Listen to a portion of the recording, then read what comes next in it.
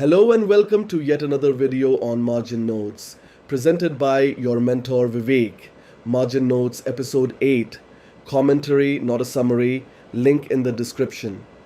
Today's is by Nikhil Tija, published on Medium in April, and it opens with a sentence this whole series keeps circling. The fix is not a better prompt, it is a better process. And his description of the failure is the most precise version of it I have read. You ask for an authentication service and you get one. But what token format? It picks one. How should errors be structured? It decides. What happens on rate limiting? It guesses. And his key observation: these are not bad guesses. They are guesses. 6 tasks. Later, they are baked into your code base, applied inconsistently and expensive to change. His structural contribution is a table at the end that I think should have been at the beginning. Across the workflow, the model plays 7 different jobs. Collaborator while you write the spec, critic while you validate it, planner while it breaks into tasks, executor while implementing, and tightly constrained at that, tester, reconciler when requirements change, and auditor flagging decisions nobody documented. 7 jobs, 1 model, and the point is that you have to tell it which one it is doing, because it will not work that out on its own. And this is the counterpart to episode 5, which I did not expect to find.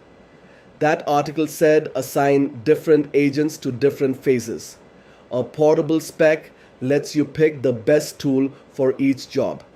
This one says something simpler and for most people more useful.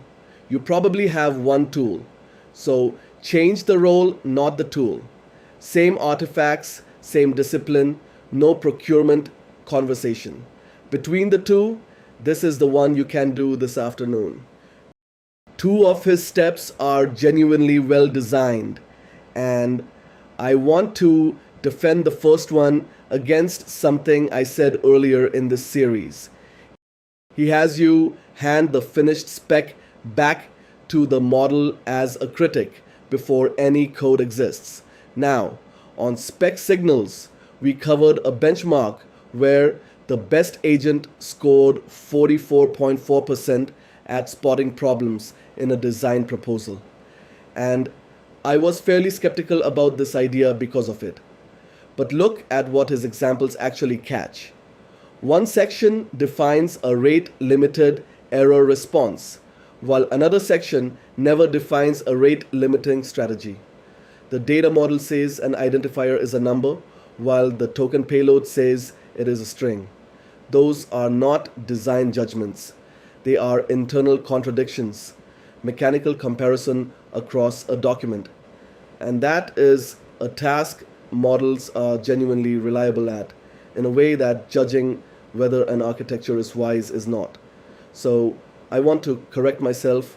His narrower use of the idea is much more likely to work than the broader benchmark suggests, precisely because it is narrower. The second is how he handles requirement changes, and it is the sharpest mechanism in the article.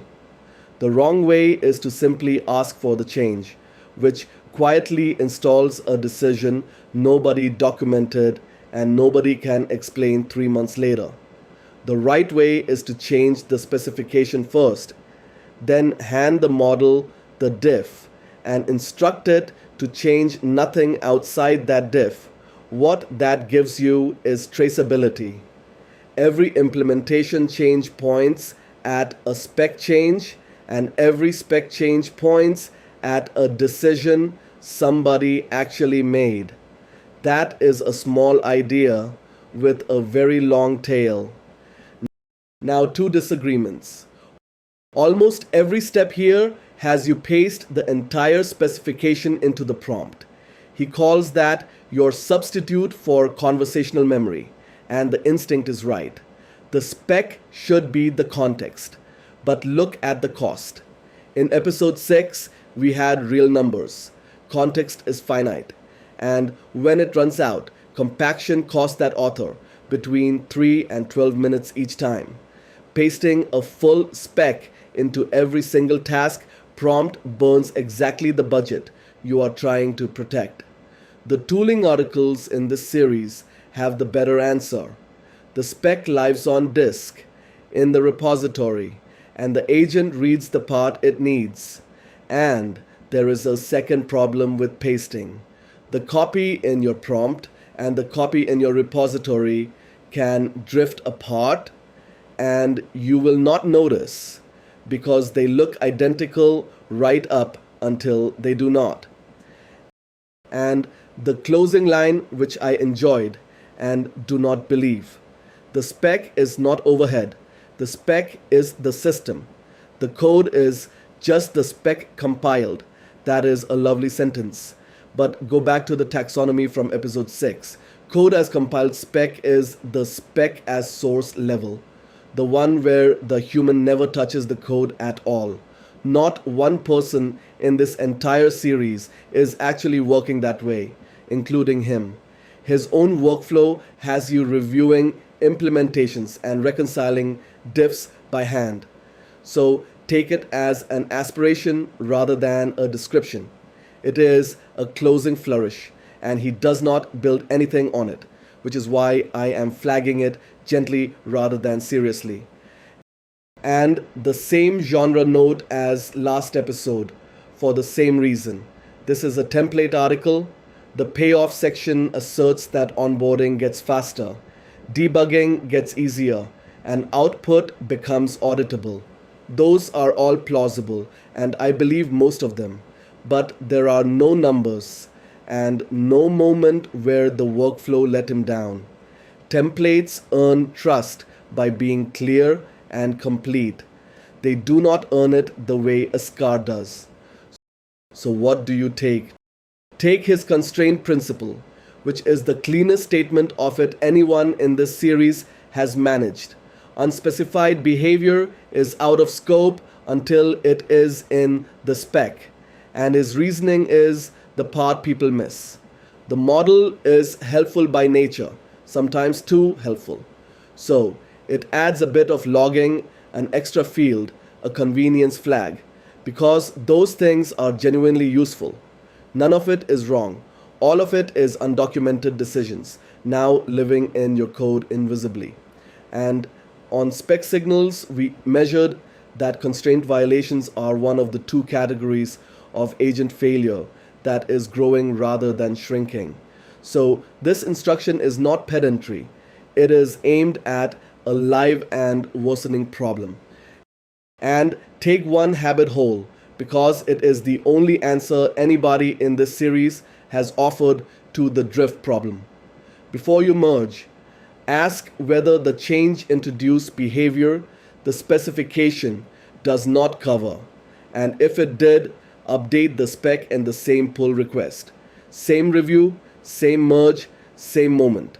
That is what turns Spec 1's development, which we named in episode 6, into something that actually stays alive. And in review, his question, where in the spec does this decision come from? If nobody can answer that, you have found an undocumented decision while it is still cheap. So here is where I land. This is the most immediately actionable article I have covered. Change the role, not the tool. Use the model to check the specification against itself, because internal contradictions are the thing it is genuinely reliable at finding. Ship requirement changes as diffs, so every change stays traceable. And update the spec in the same pull request as the code, which is the only real answer to drift anybody has offered. Keep the spec on disk rather than in your clipboard, and treat the closing line as an ambition. The full article is by Nikhil T. Jha on Medium. The link is in the description. Go and read it. If you found this useful, please like, share, and subscribe. Thanks for patient listening and see you in the next video. Until then, peace out.